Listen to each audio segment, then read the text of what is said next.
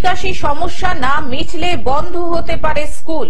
সামান্য বৃষ্টিতেই জল থই থই অবস্থা স্কুলের। বেহাল নিকাশির জেরে স্কুলে পড়াশোনা কার্যত লাটে। জল পেরিয়ে শ্রেণীকক্ষে পৌঁছতে না পেরে স্কুলে এসে ফিরে যেতে হচ্ছে ছাত্রছাত্রীদের। কমছে ছাত্রছাত্রীর সংখ্যা।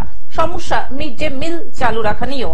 রান্না করি, এই মিড ডে মিলে রান্না করি। কি অবস্থা মানে এখানে জলে ভর্তি হয়ে থাকে। আর আরো যদি বৃষ্টি হচ্ছে তো ঘরের ভিতরে জল ঢুকে যেত। আমাদের খুব অসুবিধা হচ্ছে, ট্যাঙ্কির জলটা কেন উঠতেছে বৃষ্টি হলে পরে। আর এই বৃষ্টির মধ্যে আমরা কেমন করে আমরা বাচ্চাদের খেতে দেবো বলেন? আমরা তো পিছিয়ে পড়ে গেলে তো আমাদের কোমর মাঝে ভেঙে যাবে। এত অসুবিধা রান্না করা যায়?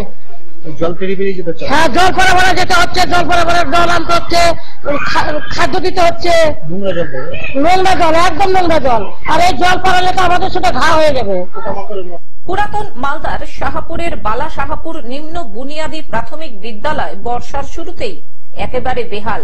বর্তমানে স্কুলে পড়ুয়ার সংখ্যা 216 জন, শিক্ষক শিক্ষিকার সংখ্যা 8।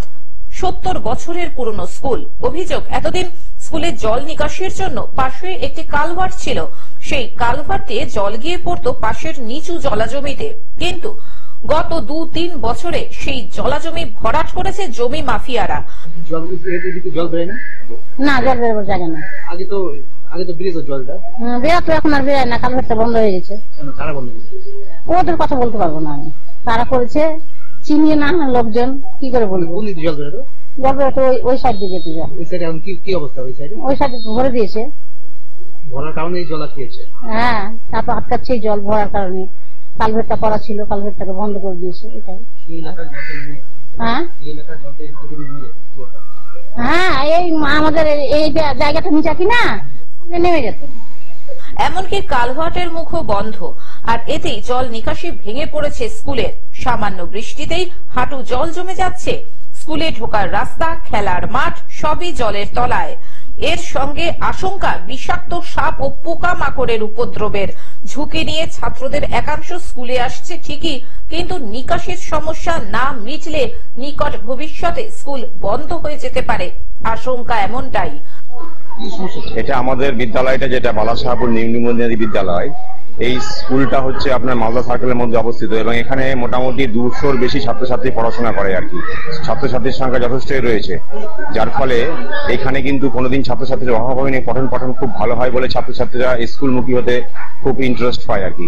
কিন্তু লাস্ট 2 বছর ধরে প্রতি বছর বর্ষাকালে আমাদের স্কুলটা জলমগ্ন হয়ে পড়ে এবং এমনকি বৃষ্টি কমে যাওয়ার পরেও নিকাশি ব্যবস্থা না থাকার কারণে জলটা স্টে করে যায়, যার ফলে আমাদের পঠন বিঘ্নিত হচ্ছে। এবং আপনারা দেখতেই পাচ্ছেন যে স্কুল চত্বরে এবং বাথরুম, ক্লাসরুমের বাইরেও জল জমে রয়েছে এবং হাঁটু জল ছেলে মেয়েদের ক্লাসরুমে যেতে হচ্ছে। এবং আমরা ভয়ও পাচ্ছি, বিভিন্ন রকম পোকামাকড় উপদ্রব বেড়ে যায় এই সময়, আপনারা জানেন, যার ফলে যে কোনো ছেলে মেয়ের ক্ষতি হতে পারে, এটা একটা আশঙ্কা রয়েছে এবং আমরা খুব চিন্তাগ্রস্ত অবস্থায় রয়েছি। গত বছর আমরা এসব স্কুলকে জানিয়েছিলাম।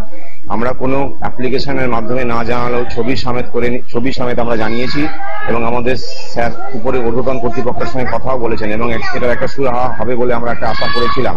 কিন্তু আলটিমেটলি এবছরও আমরা দেখতে পাচ্ছি যে একই সমস্যা। স্কুল ছাত্র থেকে প্রধান শিক্ষক এমনকি স্থানীয় বাসিন্দারাও অবিলম্বে স্কুলের উপযুক্ত নিকাশি ব্যবস্থা তৈরির দাবি করেছেন।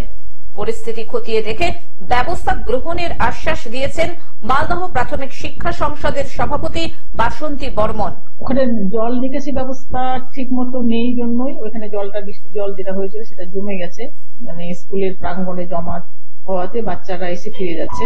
আর ওইখানে আমি দেখি, খোঁজ নিয়েছি, এসআই আমাকে রিপোর্ট করেছেন, আমি যাব এবং ওখানকার যেহেতু ওটা পঞ্চায়েত এলাকা, আমি পঞ্চায়েতের সঙ্গে, স্থানীয় পঞ্চায়েতের সঙ্গে কথা বলবো যে জলটা যাতে তাড়াতাড়ি নেমে যায় তার ব্যবস্থা যেন।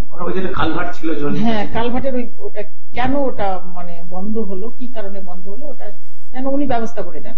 লোকাল অথরিটি উনি তো। মালদা থেকে অভিষেক দাসের রিপোর্ট, গ্লোব নিউজ।